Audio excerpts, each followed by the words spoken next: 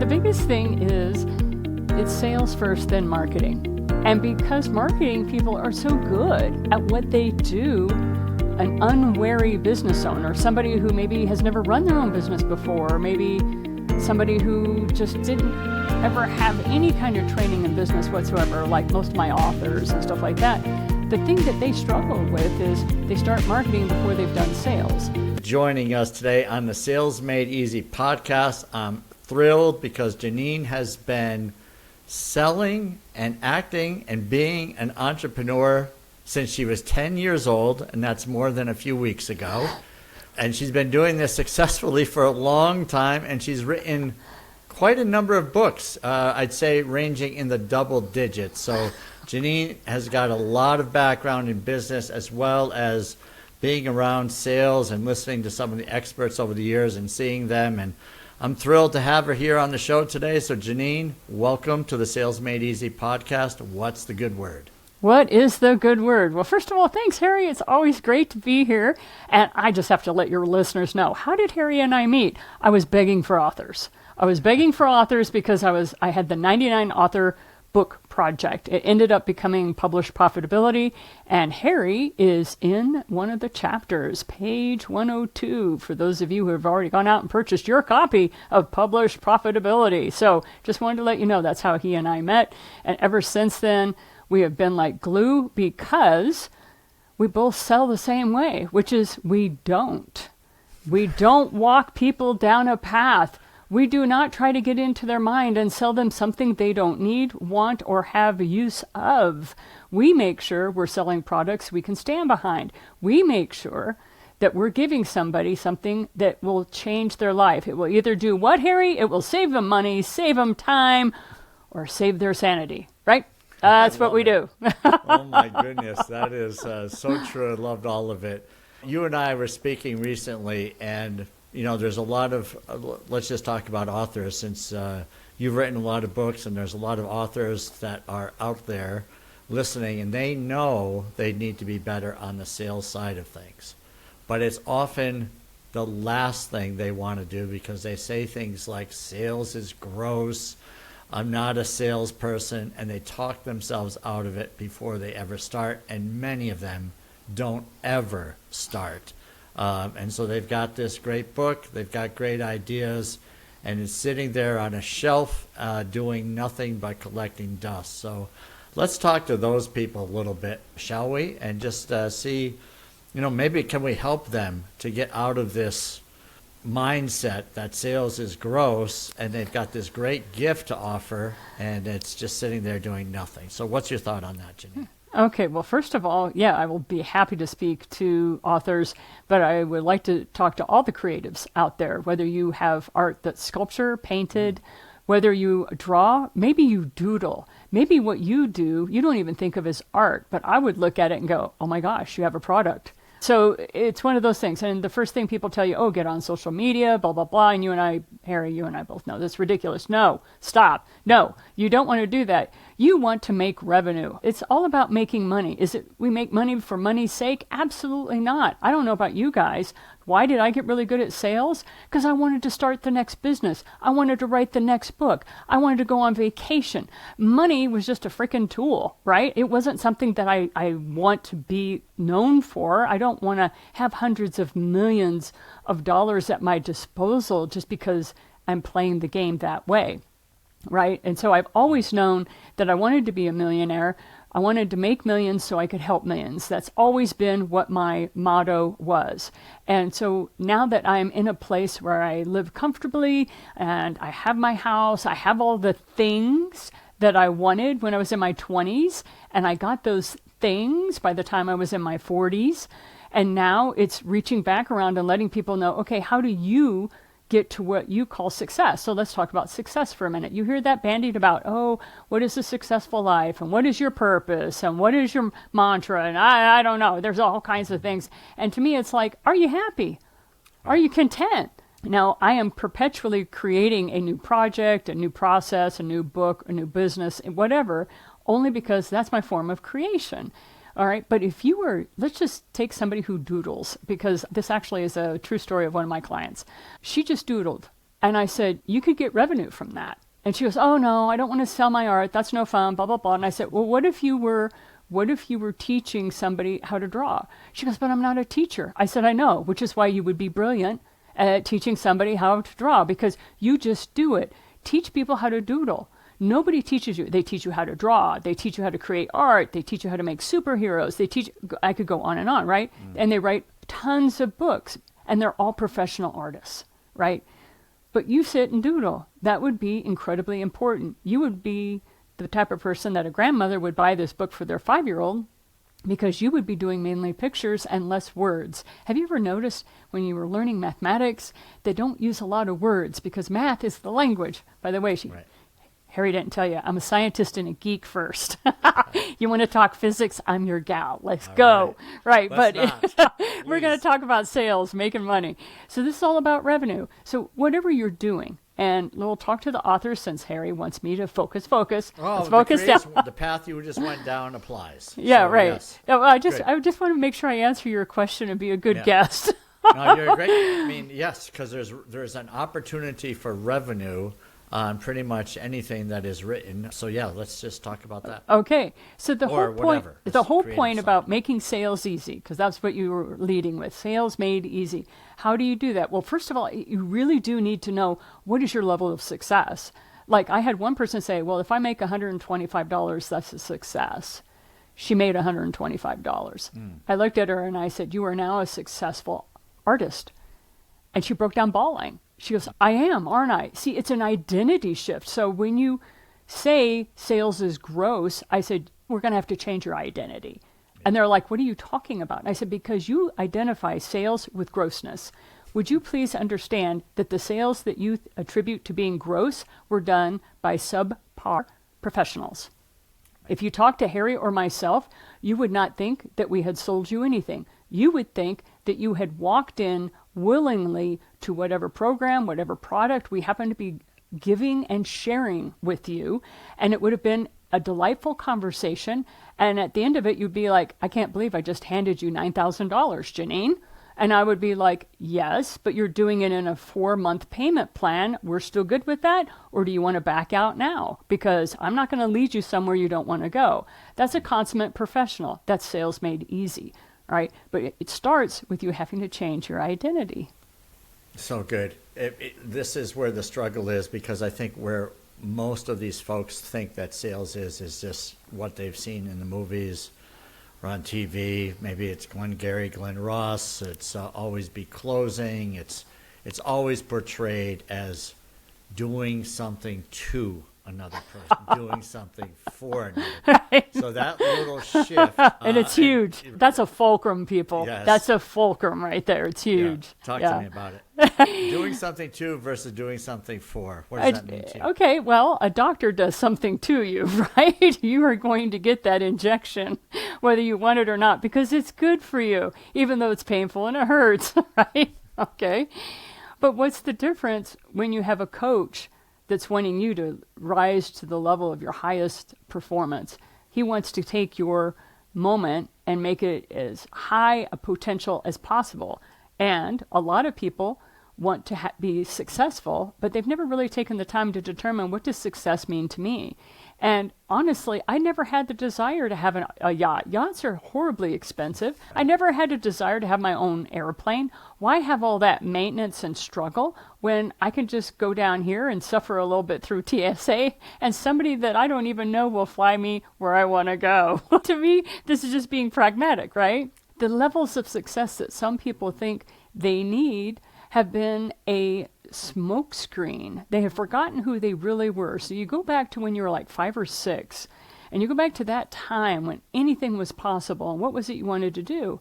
And one kid told me, I wanted to be an astronaut. And I said, exactly. And I said, did you know you only need $3 million and you can be an astronaut? And he was like, what? I'm like, they're giving rides out now. And the price has come down. I don't know if you know this, Harry, but we have enough competition in the United States now that for $333,000, you can ride on a rocket and you can experience weightlessness. Wonderful. Right? Sign So me that's up. what I mean. Yeah, sign me up. So these are the things. It's like, what is your level of success? Mine was to jump out of a perfectly good airplane and understand and feel what it was like to have free fall. What did it mean to hit terminal velocity? Okay, I told you I was a geek. I love physics. I get excited about it. That was my success. I was able to achieve that, but I could not have achieved that if I had in any way tried to run a business without revenue. By the way, if you're running a business and you do not have revenue, we call that a hobby. The biggest thing is we've been taken almost advantage of. Our willingness to be something, you can be anything you want to be. We were taught that very young. You can be anything you want to be. And then when we tried to move in that direction, we hit all kinds of resistance. The thing is, yeah, you truly can be anything you want to be, but don't sit there and put such tight guardrails around it that you talk yourself right out of it. So one woman was telling me, I'll never be able to afford a home. I said, no, you won't. And she just looked at me like, I can't believe you agreed with me. I thought you were supposed to coach me. I said, lesson number one, whatever you say out of your mouth is going to manifest. It's going to be true. We now actually have research on that. There's scientific proof now that what you spit out of your mouth. And I said, nothing was more appropriate for me than to hear myself on radio shows and talk shows and stuff like that. And when I would listen to myself speak, I'd be like, ooh, I could pick up on what I was saying that I knew in my heart of hearts was inaccurate, and I had to change it. I wasn't lying. I just could tell, wow, that's programming. And that's what I want you to see it as. It's subroutine programming. Some of it was done without even your consent. Okay, so you weren't given consent on this. It was just stuff you picked up, whether it was through society. I mean, sure, we can blame your parents. We can blame ancestral trauma. You can blame World War II. You can blame the fact that white people invaded your tribe and all that kind of stuff. And I'm like, look, I'm Irish. We got to be slaves on our own property and a whole bunch of other atrocities, and we thought America was the next thing since sliced bread because you guys had potatoes that weren't killing in the ground, right? So every group has their stuff, right? Yeah. And so what are you going to blame your lack of drive and your lack of vision on? That's what you're doing. You're making excuses. So how do you fix that? The first thing is you start recording all your Zoom calls and then you go listen to them. And you'll actually hear the stuff coming out of your mouth, and you'll be like, oh my gosh, I don't believe that. Why did I say that? Yeah. Now, don't get stuck in that rabbit hole. Why did I say that? Believe it or not, it doesn't matter. The thing is, you're aware of it. Make sure you don't say it anymore. Say that type of mindset, that type of mental note is no longer allowed. And anytime it tries to come in to your head and be like a screw worm and mess with your thoughts, it's not allowed. You're like, I'm sorry, that's closed. You're going to have to go somewhere else. And that's that discipline. They talk a lot about, in order to be really good at sales, you have to have discipline. That's the discipline. We are in a battle in our own heads. Even the Dalai Lama has talked about this in what was it? It was 2019. No, I'm sorry, 2018. I remember listening to the Dalai Lama. And he was talking about be kind to everyone, for everyone has a battle. And he's right. And that's that mental battle inside. The person that we want to become is having to struggle with the person who had subroutine programming put in their head without consent. So you're going to meet resistance. What is in your control is who are you going to do outreach to? Who are you having conversations with? Who is your ideal client? And marketing, or not marketing, but also speaking to those people and finding out what they need will also lead to revenue. Thoughts on that, Janine?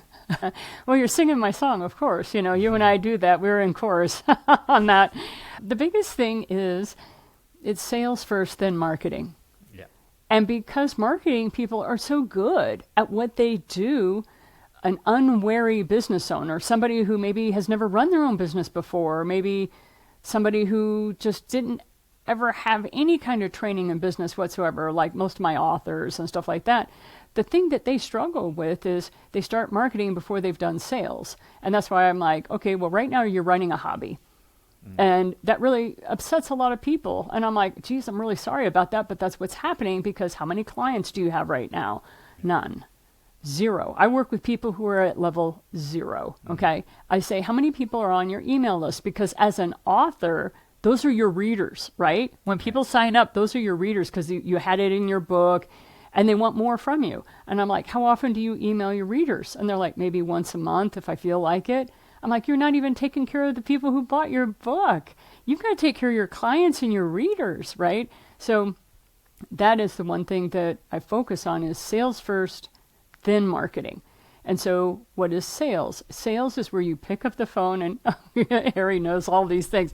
I'm loving it. Yeah, you have to sit there with a mirror in front of you. Now, you can use Zoom now or you can use your camera. I mean, there's a million things. But Harry and I started off, we were using mirrors, like the beauty mirrors, like a shaving mirror. You have a shaving mirror right there by the telephone. Smile and dial, smile and dial. Remember how many times you were told that? Yeah, I you know, do. and if you had to make 150 to 200 phone calls to be considered the beginning of a sales professional. That was the beginning. Like if you made 150 to 200 phone calls a day, you were considered a sales professional. And if you are like, yeah, but Janine, sometimes people would pick up the phone and you'd have a conversation. I said, oh yeah, when people picked up the phone and they were willing to listen or talk to me or tell me what was going on in their life, I was so excited. Oh, it was a break. I was so grateful. I was so appreciative of that individual that would sit there and talk to me about what was going on in their life. And then I would decide, did they really need the product or the service that I was offering? And then if I found out that because that's the thing, what you're doing with these phone calls is not only establishing a relationship, but you're pre-qualifying them. Do you even want to work with these people? If this person picks up the phone and goes, yeah, what do you want? And this is before you had the ability to see who was calling you. Remember the days before you had caller ID? Right. You didn't know who you were picking up. But the first words out of their mouth, if it was, hi, this is Michael, how can I help you? Was different from, yeah, what do you want? That's not the person I want in my life. I don't care how much money they have. I will not do that. I will not have business from that person.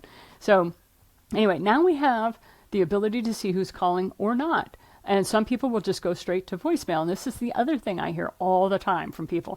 Yeah, Janine, but nobody will pick up their phone. I said, they always pick up the phone for me. I said, if they don't, they're texting me. Sorry, on a call you right back. Don't your people do that to you? If they are not doing that to you, then you have not treated them very well. You have called them and you have not established a relationship at all. They see you as, oh God, it's so-and-so again. I'm not going to talk to them. I have had some people send me right to voicemail. Why? Because they know I will leave a message and then I will text them. Listen to your voicemail. I have an offer for you. Or listen to your voicemail. I have to tell you something you're not going to like. There are times where I have to give bad news. So I always let the person know up front. By the way, I learned that from an FBI hostage negotiator. If you have bad news, brace the person first. Hey, I need to talk to you on the phone for 5 minutes. I have information you're not going to like. Good prep. Completely for him. Thoughts? Let's go back to that discipline piece. How about? I had a client challenge me that I could not start a business in an area I had never had a business in before. Don't challenge me. Oh, my goodness. And I said, yes, I can. He goes, oh, and you can't use ads. I'm like, oh, I don't. I was like, oh, no, I don't. Not a problem, babe. I don't do that. But I did. I started a business, and I showed people how I was getting better and better as time went on. I only had 4 hours a week I could dedicate to building this business. From 8 a.m. on Saturday morning until noon, because I'm a single mother and I had 4 teenagers at the time. And God bless you. they slept in until noon on Saturdays, and then we'd have breakfast, all right? And so I let them do that, right? You know, they worked hard, blah, blah, blah. So I worked on my business. And over the course of 3 years, I had gained over 1,778 people's addresses. So I could send them cards. I was using the send out card business. It was an MLM. People are like really shy away from MLMs. I'm like, but I send cards all the time. This MLM is perfect for me. I'm not trying to build a team. I like the cards. Yep. So that's how I did it. So you have to have high tech and high touch, meaning send something to them in the mail as well as make sure that you take care of them online. So this was what I did. And it was fascinating. Every week I would share with people how many more addresses. And they said, I can't believe you asked people for their address. I'm like, they're more than happy to give it to you, especially if they know they're going to get mail that's not a bill and isn't an advertising. I always send jokes. I send the different covers of my books, like which one do you like? I'm constantly doing crazy stuff. They never know what's going to happen when they open up a card from me. So that was a bit of fun in their mailbox. Now, how much money was I able to make on that? It was never meant to be a revenue generating business. It was meant to be a promotional arm. But I thought I definitely stated to the person who challenged me that I couldn't get that many new clients. And I managed to get that many people giving me their addresses. And I started off by saying, on every Zoom meeting, I would hold up a card, and inevitably you have that one person who they're on mute, and I would hold up this card and I would say, if you're interested in getting this card, send me your address and private message and I will make sure you get it. So the thing is just letting people know exactly what they're going to get from you, and that gives them a bit of safety and security. All right, so let's talk about revenue. I am all about the money because, as I say to my authors, I want you to be able to afford to publish the next book. If you are a self-published author, you need at least $5,000 to publish your book. Now, I have had people say, oh, that's ridiculous. It didn't cost me that much money to buy for my book, blah, blah, blah, blah, blah. And I said, did you already have a website? Did you already have and I would start asking them questions. Like, if you don't have a website and you're starting off from scratch, it's $5,000 that your hobby is going to cost you. So let's make sure you make enough revenue so that you can afford to publish the next book. Yeah, brilliant. So where do we go from here, Janine? So we've got, what's a practical thing to do, would you say, for the person that knows they want to be successful, they've identified what success is, and they want to get going. But where do they start? What would you suggest? The very first thing, and oh my gosh, if you ever come to my Open Friday coffee, which is free, by the way, if you ever come to my Open Friday coffee, all I have to do is say, master contact sheet. And people will start rolling their eyes and going, oh my God, don't ask her what it is, because I launch into a 15-minute discussion about every business starts with the people that you know. You are not pitching to them. You are not selling to them. But what you are doing is you're taking every contact that is in your phone and you download it into a CSV file or into a spreadsheet. I don't care if it's Lotus 123 that you're still using LibreOffice or you're using numbers on Apple, or if you're using Google Sheets, Excel, I don't care. Put it in a spreadsheet and then you start calling people. And like you said, I take an hour a week where all I do is call people in that hour. And if I'm lucky enough that someone picks up the phone and we have a conversation and it kicks me over the hour, it's like, yoo-hoo, I'm finished with my hour, right? I've done my job. But you spend an hour a week where you're calling people. You spend an hour a week following up with the people who you text messaged, and they text you back, oh, sorry, I missed your call, blah, blah, blah. If they text you back, then that's permission to follow up with them, all right? So the next hour is following up from the previous week's phone calls, right? The third is connecting. You get on Facebook, and did you know you can download your friend list? So there is a video on my website that we can give the link to your listeners, where I teach you how to download on all your friends list from Facebook. Now, the thing you have to be careful is, in the video, I show you how to be very careful about how you do that, because Facebook will try to overwhelm your computer by so much data and information that you will give up. See, they don't want you downloading your list, so I'm very careful about how you do that. So you download your Facebook people, download your LinkedIn people. You put everybody down there, and you just start calling everybody you know, and that'll keep you busy for the first year. Wow.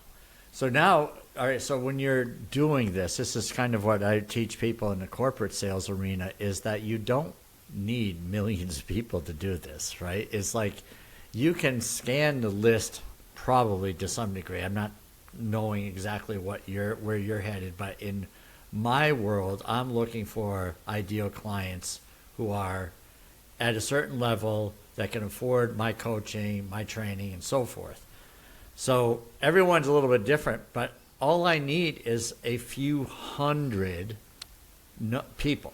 I don't need tens of thousands. It's a relatively small number because if I get a couple of sales a year, things can go pretty well. So it's really that easy for some of us. And others, it depends on what your average ticket sale is.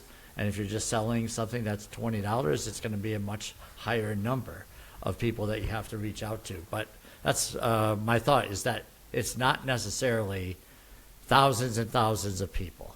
Thoughts on that? No, it's not. The point is a lot of people don't know how many people they know. Because I have had people say to me, well, I don't know that many people. And then that's why I started this silly process of download your phone, go onto Facebook, and they're like, oh my God, I have over 1,000 people. I didn't even know I had over 1,000 people. So, it's just the realization there are more people in your world than you realize. Now, are you keeping track of all of them? Absolutely not. I think they've done studies and said you can only keep track of about 150 to about 160 people. Yeah. That's why you have to have the CSV file or a spreadsheet, just so you can write notes to yourself, and that way you're taking care of your people, right? The other thing is, for authors, a lot of them have no sales experience, so I always say start with your friends and let them know. This is where we're starting, Harry. This is the level. Let them know you've written a book. Okay, so many of them haven't even told their friends and family they've written a book because they're so terrified of being judged. So that's when I say I'm starting with level 0, I'm starting with level 0 with a lot of these creatives. Yeah. Yeah, I've been there. Yes, you have. Right, yeah, it's all about the revenue. And so one of the things is I have to train these beautiful creatives, number one, to let people know what they're doing. Let them know they have work. Let them know they just finished a project. I cannot tell you how many times a creative was able to sell a painting for $1,200 to $1,800. Now, these are paintings they thought were trash because they sent a picture to somebody and they said, how big is it? Oh my God, I have the perfect wall. And it was all because they were just reaching out and letting them know that they were working on a new painting and they were excited about it, and they showed them the sketch and stuff like that. So it's like, you're not selling, you're just sharing your passion, right? And so anyway, yeah, I'll get off my soapbox on that one. But it's so good. You mentioned what is the first thing? Master contact sheet. I understand what you're saying, and sometimes I've seen it misconstrued. Harry is not talking about, hey, how you doing? This is Janine Bolon. What's going on? How are you happening? Right. Not talking about that. We're not talking about that. We're talking about, are you excited about your own product? Number one, do you even know about your own product? I can't tell you how many people tried to sell me something, and I could tell that it was their first week on the job. They had not even educated themselves on the product they were selling. Hello. I took them to school. I said, sit down. Let me teach you something. You're not going to sell me Jack. Would you like to know why? You don't know enough to sell me. I know more about your product than what you do right now because I read the literature before I came to this meeting, right? And so that really humbles a lot of people. It's like, know what it is that you are actually promoting and sharing with people. They're like, oh, you're not selling, you're sharing. All right, fine. What are you sharing with me? You don't know. You haven't read the literature on your own products. Nothing irritates me more than shoddy sales. It makes us look bad. It makes me look bad. Yes. There's a lot of it out there, and it's like you don't have to be incredible to be good at it. Right? If you do the right things, you know your stuff, and you have conversations, talk about outcomes, and not so much with product, a lot of good is going to happen there as well. And so, example for you on the energy thing. Dentists. Do dentists get into the business because they like teeth? I don't think so. Right? No. But everybody thinks, oh, why did you become a veterinarian? Is it because you love animals? So I'm like, does a dentist love teeth?